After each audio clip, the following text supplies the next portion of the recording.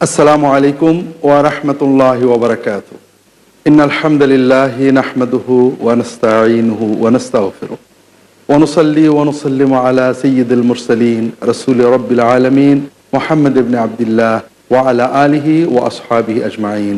আম্মা বাদ। সম্মানিত দর্শক, আপনারা যারা পিস টিভি বাংলার দরসুস সুন্নাহ অনুষ্ঠানটি দেখছেন, সবাইকে দোয়া ও স্বাগত জানিয়ে শুরু করছি আজকের পর্ব। আমরা আলোচনা করছিলাম সুন্নাতের আলোকে আত্মশুদ্ধি, আর এ পর্যায়ে আমরা আলোচনা করছিলাম আত্মশুদ্ধির জন্য ফরজ ইবাদত পালনের পাশাপাশি নফলের গুরুত্ব, এবং কিছু নফল খুবই সহজ অথচ আমাদের জন্য উপকারী। তার প্রথম হলো জিকির। জিকির আল্লাহর এত সহজ ইবাদত যা আমাদের কোনো কষ্ট দেয় না, অনেক সওয়াব মর্যাদা তাজকিয়া অর্জন করিয়ে দেয়। তবে তার আগে জিকিরকে তো চিনতে হবে। তাই আমরা আলোচনা করছিলাম সকল ইবাদতই জিকির, আর এজন্যই সালাত সর্বোত্তম জিকির, ফরজ সালাত ফরজ জিকির, নফল সালাত নফল জিকির। আল্লাহ তাআলা কোরআন কারীমে বলেছেন, ইন্নাল মুনাফিকিনা ইউখাদিউনা আল্লাহ ওয়া হুয়া খাদিউহুম ওয়া ইযা কামু ইলাস সালাতি কামু কুসালা ইউরাউনা আন-নাস ওয়া লা ইয়াযকুরুনা আল্লাহ ইল্লা কালিলা। মুনাফিকরা আল্লাহ তাআলাকে ধোঁকা দেওয়ার চেষ্টা করে, মূলত তারা আত্মপ্রবঞ্চনা করে, আল্লাহ তাদের ধোঁকার ভিতরে ফেলে দেন। যখন তারা সালাতে দাঁড়ায়, অলসতার সাথে দাঁড়ায়, তারা আল্লাহর জিকির খুব কম করে, একটা আলসেমি অনীহা ভাব নিয়ে সালাতে দাঁড়িয়েছে, অন্তরে আল্লাহর স্মরণ, মুখে যা বলছি অনুভব করছি না। আল্লাহ বলছেন এটা মুনাফিকদের বৈশিষ্ট্য। অর্থাৎ সালাত মানে দাঁড়ানো, সালাত মানে রুকু, সালাত মানে সাজদা, এটুকুই নয়। সালাত মানে এগুলো আল্লাহর স্মরণ জিকির সহ করা, আর এগুলো যদি জিকির মুক্ত হয় তাহলে সেটা মুনাফিকের সালাত হয়ে গেল।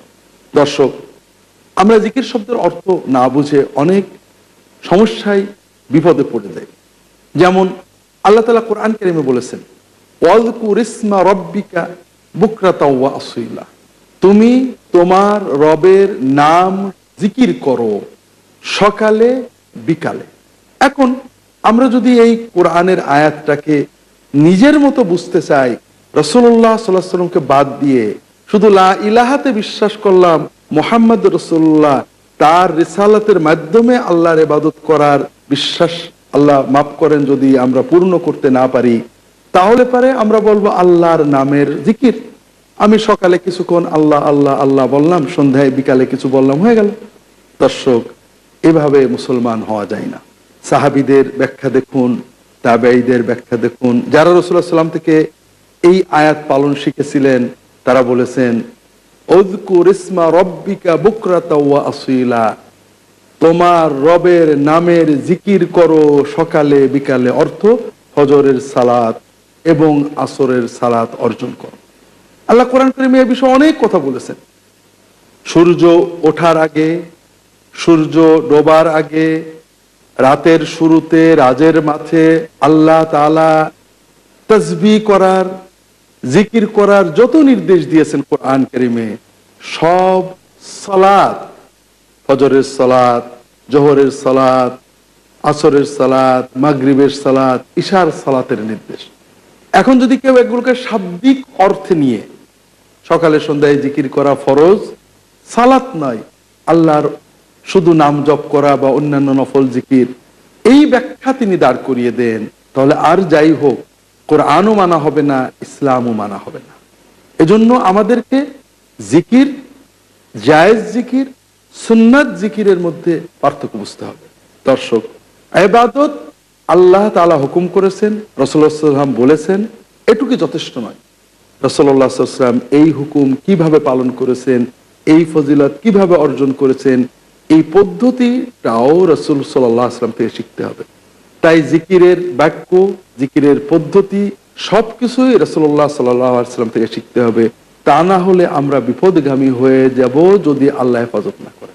কয়েকটা নমুনা আমরা আলোচনা করতে পারি দর্শক, যেন আমরা জিকিরের নামে আল্লাহ রাসূল সাল্লাল্লাহু আলাইহি ওয়াসাল্লামের সুন্নতের বিরুদ্ধে যে গুনাহগার না হয়ে যায়। আল্লাহ তাআলা কোরআন কারীমে বলেছেন, কাদ আফলাহা মান তাযাক্কা ওয়া যাকারা ইসমা রাব্বিহি ফাসাল্লা, সফল হয়ে সে যে তাজকিয়া অর্জন, বিশুদ্ধতা অর্জন করেছে, সে তার রবের নাম জিকির করে সালাত আদায় করেছে। অর্থাৎ সালাতের শুরুতে আমাদের রবের নাম জিকির করতে হবে। তার মানে সালাতের শুরুতে আমরা আল্লাহ বলবো অথবা যে কোনো একটা নাম নিয়ে নেব, তাহলেই জিকির হয়ে যাবে?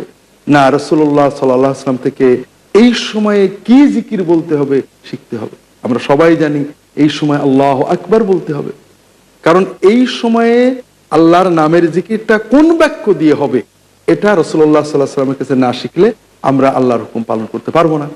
আল্লাহ তাআলা কোরআন কারীমে কুরবানির দিনগুলোতে আল্লাহর জিকির করতে বলেছে, আযকুরুল্লাহ ফি আইয়ামিন মা'দুদা, তোমরা আল্লাহর জিকির করো নির্ধারিত দিনগুলোতে।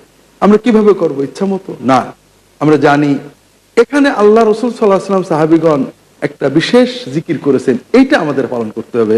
আল্লাহু আকবার, আল্লাহু আকবার, লা ইলাহা ইল্লাল্লাহ, আল্লাহু আকবার, আল্লাহু আকবার, ওয়ালিল্লাহিল হামদ।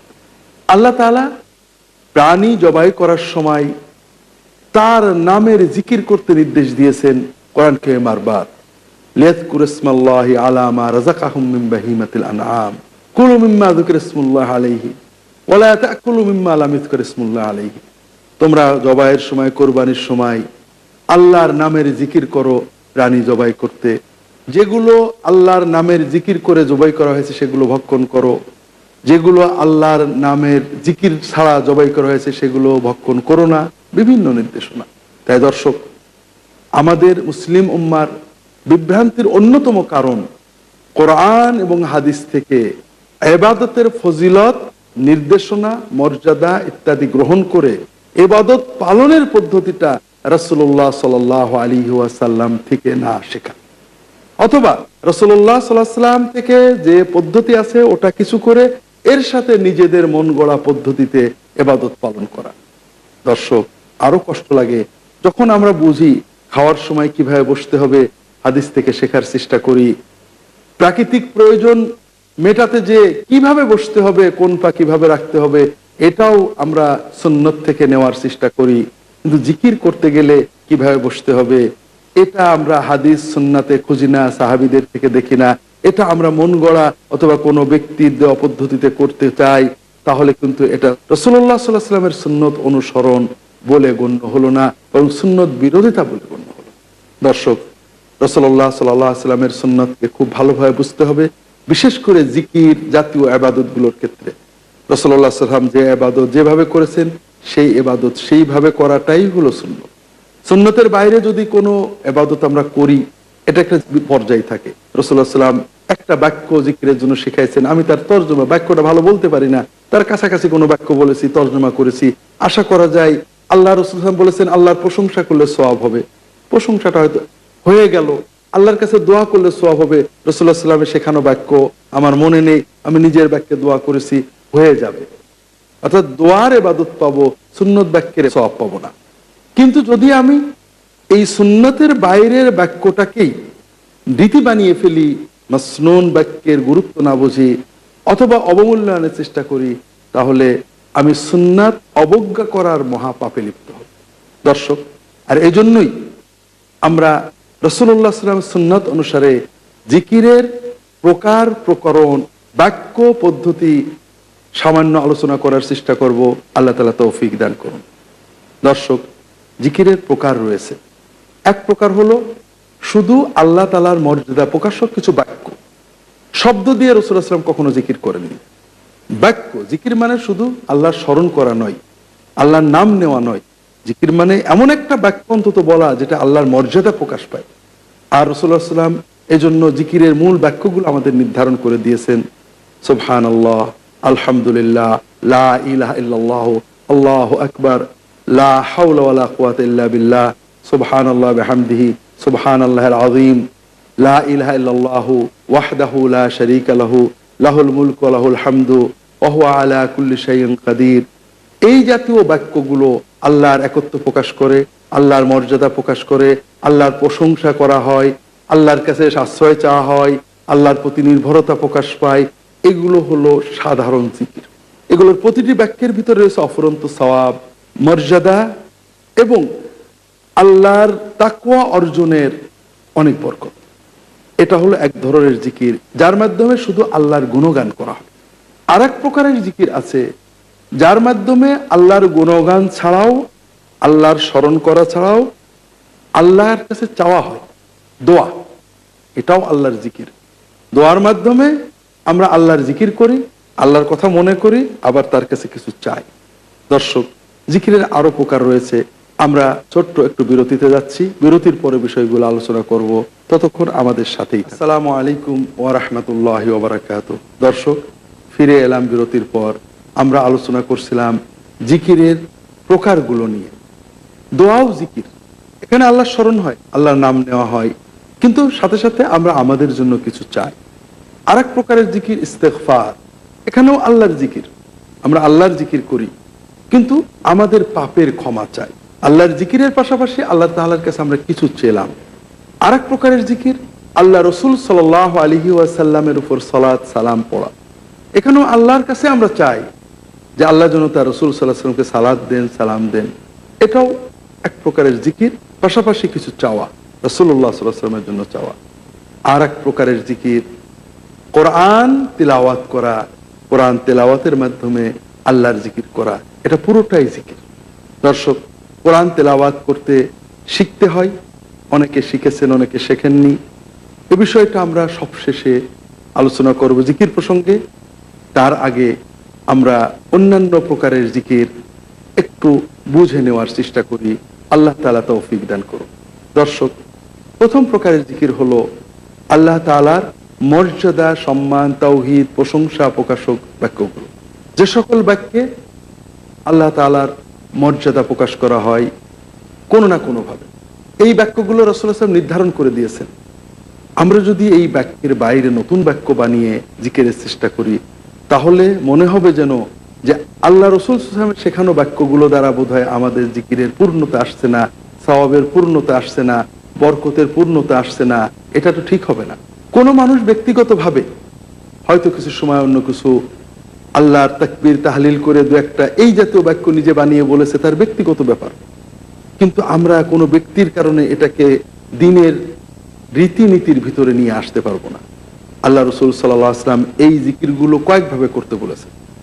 একটা হলো সারাদিন যখনই সময় পায় খুব ভালো করে আমাদের অনুভব করতে হবে আল্লাহর এই জিকিরগুলোর জন্য সালাম, ইস্তেগফার, তওবা, দোয়া, জিকির, এগুলোর জন্য ওযু জরুরি নয়, গোসল জরুরি নয়, কিবলামুখী হয়ে বসা জরুরি নয়, পোশাক আশাক জরুরি নয়।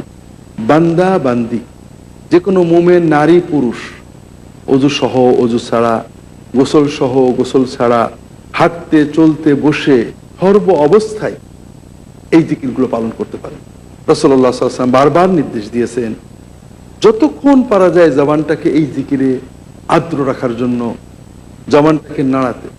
দর্শক, এই জিকিরগুলোর প্রতিটি বাক্যে অফুরন্ত সওয়াবের কথা রাসূলুল্লাহ সাল্লাল্লাহু আলাইহি ওয়াসাল্লাম বলেছেন। আল্লাহু আকবার বললে কত সওয়াব, লা ইলাহা ইল্লাল্লাহ বললে কত সওয়াব, সুবহানাল্লাহ বললে কত সওয়াব, সুবহানাল্লাহ বিহামদিহি। প্রতিটি বাক্যের অফুরন্ত সওয়াব রাসূলুল্লাহ সাল্লাল্লাহু আলাইহি ওয়াসাল্লাম বিভিন্ন সহিহ হাদিসে বলেছেন। শুধু সহিহ হাদিস যদি এইসব জিকিরের ফজিলত যদি সংকলন করা হয় তাহলে তা একটা বড় বই হয়ে যায়। এ ধরনের অনেক বই উলামায়ে কেরাম লিখেছেন। কাজেই আমরা সবাই কর্মের ফাঁকে, আমরা কর্মব্যস্ত মানুষ, সারাদিন বিভিন্ন কাজে ব্যস্ত থাকতে হয়, কিন্তু আমাদের মুখটা খালি থাকে। আমরা রান্না করি অথবা আমরা অন্য কোনো কাজে ব্যস্ত থাকি, রিক্সা চালাই, অফিসে আদালতে বসে থাকি, সাধারণভাবে আমাদের মুখটা ব্যস্ত থাকে না। ওই সময়ে আমরা মুখটাকে যদি আল্লাহর জিকিরে রত রাখতে পারি তাহলে এই অফুরন্ত সওয়াব অর্জন করতে পারি। অনেক সময় আমরা অন্তর ব্যস্ত হয়ে যাই, আমরা কোনো উৎকণ্ঠা নিয়ে কোথাও যাচ্ছি, এই নানান চিন্তা আমরা করি। এই চিন্তা বাদ দিয়ে যদি আমরা আল্লাহর জিকির করতে করতে যাই, অফুরন্ত সওয়াব এবং বরকত আমরা পেতে পারি। এই সকল জিকিরের এটা হলো একটা পর্যায়, সর্ব অবস্থায় জিকির করা। আর এই জিকিরগুলোর আরেকটা পর্যায় হলো রাসূলুল্লাহ সাল্লাল্লাহু আলাইহি ওয়াসাল্লাম জিকিরের বিভিন্ন সময় নির্ধারণ করে দিয়েছেন এবং সংখ্যা নির্ধারণ করে দিয়েছেন। যেখানে সময় ও সংখ্যা নির্ধারণ করে দিয়েছেন সেখানে সময় এবং সংখ্যা অনুসারে এই জিকিরগুলো পালন করা। ফজরের সালাতের পরে, সকালে, 5 ওয়াক্ত সালাতের পরে, আসরের পরে, মাগরিবের পরে, এই সকল জিকির পালনের বিভিন্ন সওয়াবের কথা রাসূলুল্লাহ সাল্লাল্লাহু আলাইহি ওয়াসাল্লাম বিভিন্ন হাদিসে বলেছেন। বিশেষ করে সুবহানাল্লাহ, আলহামদুলিল্লাহ, লা ইলাহা ইল্লাল্লাহ, আল্লাহু আকবার, এই 4টি বাক্য জিকিরের মূল বাক্য। এগুলো ফজরের পরে, আসরের পরে, মাগরিবের পরে, ঘুমাতে যাওয়ার সময় বিভিন্নভাবে রাসূলুল্লাহ সাল্লাল্লাহু আলাইহি ওয়াসাল্লাম শিক্ষা দিয়েছেন। রাসূলুল্লাহ সাল্লাল্লাহু আলাইহি ওয়াসাল্লামের মেয়ে ফাতেমা রাদিয়াল্লাহু তাআলা আনহা সংসার একাই করতে হয়, যাতা ঘোরাতে হয়, আটাগুলো পিষতে হয়, রুটি বানাতে হয়, ছোট ছোট দুটো বাচ্চা, তাদেরকে পালতে হয়, খুবই কষ্ট। আলী রাদিয়াল্লাহু তাআলা আনহু বললেন যে রাসূলুল্লাহ সাল্লাল্লাহু আলাইহি ওয়াসাল্লামের কাছে যুদ্ধলব্ধ গনিমতের মধ্যে কিছু দাস দাসী এসেছে, তুমি একটা দাসী চেয়ে নাও না কেন, তোমার কাজে সহায়ক হবে। ফাতেমা রাদিয়াল্লাহু তাআলা আনহা রাসূলুল্লাহ সাল্লাল্লাহু আলাইহি ওয়াসাল্লামের কাছে গেলেন, কিন্তু তিনি অত্যন্ত লাজুক এবং নিজের কথা, নিজের কষ্টের কথা বলতে উনি বিব্রত হতেন। উনি গিয়েছেন, দেখা করেছেন, সালাম দিয়েছেন, কিছু না বলে চলে এসেছেন। রাসূলুল্লাহ সাল্লাল্লাহু আলাইহি ওয়াসাল্লাম বুঝেছেন যে ফাতেমা কিছু বলতে চাচ্ছিল, বলতে পারেনি। রাত্রে শুয়ে পড়েছেন, তিনি তাদের ঘরে এসেছেন, দরজা নক করেছেন, ভিতরে এসেছেন, তারা শুয়ে পড়েছেন, উঠতে চেয়েছেন, না তোমরা শুয়ে থাকো। তিনি বসেছেন দুজনের মাঝখানে, কি জন্য গিয়েছিলেন? আলী রাদিয়াল্লাহু তাআলা আনহু বলেন যে তার সংসার চালানো কষ্ট, একটা দাসী যদি পাওয়া যেত তার সুবিধা হতো। রাসূলুল্লাহ সাল্লাল্লাহু আলাইহি ওয়াসাল্লাম বলেন যে আমার দরিদ্র সাহাবীরা রয়েছে, আমি তাদেরকে বাদ দিয়ে তোমাকে এখন দাসী দিতে পারবো না, এরকম সুযোগ ক্ষমতা আমার নেই। তবে তোমাদেরকে একটা জিকির শিখিয়ে দিচ্ছি, তোমরা উভয়েই পালন করবে। তোমরা যখন বিছানায় শুয়ে পড়বে 33 বার সুবহানাল্লাহ, 33 বার আলহামদুলিল্লাহ, 34 বার আল্লাহু আকবার বলবে। এই জিকির তোমাদের জন্য ওই বাড়ির কাজের মাধ্যমে যে শান্তি বা বরকত তোমরা চাচ্ছিলে অথবা সহায়তা চাচ্ছিলে, এর চেয়েও আল্লাহ অনেক বেশি বরকত সহায়তা এই জিকিরের মাধ্যমে দেবে। দর্শক, রাত্রে শোয়ার সময় এই যাতে আরো অনেক জিকির রাসূলুল্লাহ সাল্লাল্লাহু আলাইহি ওয়াসাল্লাম শিখিয়েছেন। আসরের পরে মসজিদে বসে বা সালাতের জায়গায় বসে জিকির শিখিয়েছেন। ফজরের পরে সালাতের জায়গায় বসে শিখিয়েছেন। 5 ওয়াক্ত সালাতের পরে জিকির শিখিয়েছেন। এগুলো তার শেখানো সংখ্যায়, পদ্ধতিতে আদায় করতে হবে। বাকি জিকিরগুলো গোনার প্রয়োজন নেই। কোন সাহাবী জিকির গুনলে আপত্তি করতেন। তোমাদের কি ভয় হয় যে আল্লাহর ফেরেশতারা গুনবে না, না গুনে রেখে দেবে? তোমাদের গুনাহগুলো তোমরা গুনে টুনে হিসেব রাখো মাফ চাওয়ার জন্য, আর নেকিগুলোকে আল্লাহ যাদের দায়িত্ব দিয়েছেন তাদের গুনে লিখে রাখতে দাও। দর্শক, এজন্য যে জিকিরগুলো রাসূলুল্লাহ সাল্লাল্লাহু আলাইহি ওয়াসাল্লাম গুনে আমাদেরকে পালন করতে উৎসাহ দিয়েছেন সেগুলো গুনতে হবে। আর এই গোনার ক্ষেত্রে রাসূলুল্লাহ সাল্লাল্লাহু আলাইহি ওয়াসাল্লাম সুন্নাত ছিল হাতেই গুনতেন, হাতে গুনা উৎসাহ দিয়েছেন। হাতে গুনলে এগুলো যে আল্লাহ তাআলার কাছে সাক্ষী দেবে, এটা রাসূলুল্লাহ সাল্লাল্লাহু আলাইহি ওয়াসাল্লাম বলেছেন। এই জন্য আমরা গণনীয় জিকিরগুলো গুনে আদায় করব, বাকি জিকির সারা দিন এগুলো করতে থাকবো। দর্শক, এগুলো হলো আল্লাহ তাআলার মর্যাদা প্রকাশক সাধারণ জিকির। আর জিকিরের দ্বিতীয় বিষয়টা হলো দোয়া, অর্থাৎ আল্লাহর কথাও মনে করছি, আল্লাহর নাম মুখে নিচ্ছি, পাশাপাশি কিছু চাচ্ছি। এই দোয়ার জন্য অফুরন্ত সওয়াবের কথা আল্লাহ রাসূল সাল্লাল্লাহু আলাইহি ওয়াসাল্লাম বিভিন্ন হাদিসে বলেছেন, বারবার বলেছেন। আমাদের সমাজের আমরা সাধারণ গুনাহগার মানুষেরা আল্লাহ তাআলার কাছে দোয়া করতে ভয় পাই, সংকোচ বোধ করি। আমরা কোনো বিপদ হলে কারো কাছে দোয়া চাইতে ছুটে যাই। আমরা ভাবি যে আমি আল্লাহর কাছে দোয়া চাইবো, আমার মতো গুনাহগারের কথা কি আল্লাহ শুনবেন? দর্শক, এটা ঈমান বিধ্বংসী চিন্তা। আমি আল্লাহর বান্দা, গুনাহগার হলো আল্লাহর বান্দা, আচ্ছা আল্লাহর কাছেই তো চাইবো। চাওয়া শিখতে কারোর কাছে যেতে পারি, কোন দোয়া কখন করতে হবে এটা জানতে আমরা যেতে পারি, কিন্তু চাইতে হবে আল্লাহ তাআলার কাছে। আল্লাহ তাআলা কোরআন কারীমে বলেছেন, সূরা ফাতিহা আমাদেরকে শিখিয়েছেন, ইয়্যাকা না'বুদু ওয়া ইয়্যাকা নাস্তাঈন, শুধু তোমারই ইবাদত করি, শুধু তোমারই কাছে সাহায্য চাই। আল্লাহ কোরআন কারীমে বলেছেন, ওয়া ইযা সাআলাকা ইবাদি আন্নী ফাইন্নী করিব উজিবু দাওয়াতাদ দাঈ ইযা দাআন ফালইস্তাজিবু লি ওয়া লিউমিনু বি লাআল্লাহুম ইয়ারশুদুন। আমার বান্দারা যদি আপনার কাছে আমার কথা জিজ্ঞাসা করে, আমি তাদের নিকটবর্তী, তারা আমার কাছে দোয়া করলেই আমি সাড়া দেব। দর্শক, আল্লাহ আমাদের নিকটবর্তী, আমাদের ডাকের অপেক্ষায়, ডাকলেই তিনি সাড়া দেবেন। অন্য আয়াতে আল্লাহ তাআলা বলছেন, ক্বালা রাব্বুকুম উদউনি আস্তাজিব লাকুম, তোমাদের রব বললেন তোমরা আমাকে ডাকো, আমি তোমাদের ডাকে সাড়া দেব। আমরা যদি তাকে না ডাকি তাহলে অহংকার করা হয়। আল্লাহর কাছে ডাকাই তো আল্লাহ পছন্দ করেন। এজন্যই আল্লাহ তাআলা বলেন ইন্নাল্লাযীনা ইস্তাকবারু আন ইবাদাতি সায়াদখুলুনা জাহান্নামা দাখিরিন। আল্লাহ বললেন আমাকে ডাকো আমি সাড়া দেব, যারা আমাকে ডাকবে না অহংকার করবে। অহংকার দুই ভাবে, অহংকার করবে বলতে কাফেরদের যে অহংকার, মানবে না, আল্লাহকে ডাকতে হবে এটা মানছে না, কি করছে আল্লাহকে ডাকছে না, অথবা আল্লাহকে না ডেকে অন্যকে ডাকছে বিপদে। এই ধরনের অবস্থায় যখন মানুষ যায়, আল্লাহ বলছেন তাদেরকে জাহান্নামে ফেলে দেওয়া হবে। দর্শক, কাজেই আমরা গুনাহগার হলেও তো আল্লাহকেই ডাকবো। আল্লাহ গুনাহগারদের দোয়া কবুল করতেন, কাফেরদের দোয়া কবুল করতেন। কোরআন কারিমে বারবার বলেছেন কাফেররা আল্লাহকে মানতো, আল্লাহকে ডাকতো, মহা বিপদে আল্লাহকে ডাকতো, আর ছোটখাটো বিপদ আপদ হলে তাদের দেবতাদের কাছে আরজি করত। আল্লাহ তাআলা কোরআন কারিমে বলেছেন তারা যখন নদীতে সাগরে জাহাজে যায়, জাহাজ যখন ডুবতে থাকে অথবা ঝড় ওঠে, তখন আর তাদের ওই দেব দেবতাদের কথা তারা মনে থাকে না, তখন আল্লাহকে ডাকে। কারণ তাদের বিশ্বাস ছিল আল্লাহ ছোটখাটো ভান্ডারগুলো এদেরকে দিয়েছেন, আর বড় বিপদে আল্লাহকেই ডাকতে হবে। আবার যখন তারা ফিরে আসে, আল্লাহ বাঁচিয়ে দেন বা কবুল করেন, তখন ফিরে এসে আবার ছোটখাটো বিষয়ে আল্লাহর সাথে তাদেরকে শিরিক করত। আল্লাহ তাআলা কোরআন কারীমে বলেছেন কুল মা ইয়া'বাউ বিকুম রাব্বি লাউলা দুআউকুম ফাকাদ কাযাবতুম ফাসাউফা ইয়াকুনু লিজামা। তোমরা যদি দোয়াটা না করতে তাহলে আল্লাহ তোমাদের কোনো গুরুত্ব দিতেন না, ধ্বংস করে দিতেন। তারা শিরিকের পাশাপাশি, কুফরের পাশাপাশি, মহান্নের পাশাপাশি আল্লাহর যে ডাকে, আল্লাহর সাহায্য চায় মাঝে মাঝে, শিরিকের পাশাপাশি আল্লাহ সেগুলোও গুরুত্ব দেন। আল্লাহর বান্দা আল্লাহকে ডাকে, আল্লাহ গুরুত্ব দেন। কাজেই আমরা ডাকবো আল্লাহকে, দোয়া করব আল্লাহকে, এ ব্যাপারে সচেতন হই। দোয়ার বাকি ফজিলত বিষয় ইনশাআল্লাহ আমরা পরবর্তী পর্বে আলোচনা করব। ততক্ষণ আল্লাহ আমাদের ভালো রাখুন। এই দোয়া করে শেষ করছি। সুবহানাকা আল্লাহুম্মা ওয়া বিহামদিকা আশহাদু আল্লা ইলাহা ইল্লা আনতা আস্তাগফিরুকা ওয়া আতুবু ইলাইক। আসসালামু আলাইকুম ওয়া রাহমাতুল্লাহি ওয়া বারাকাতুহু।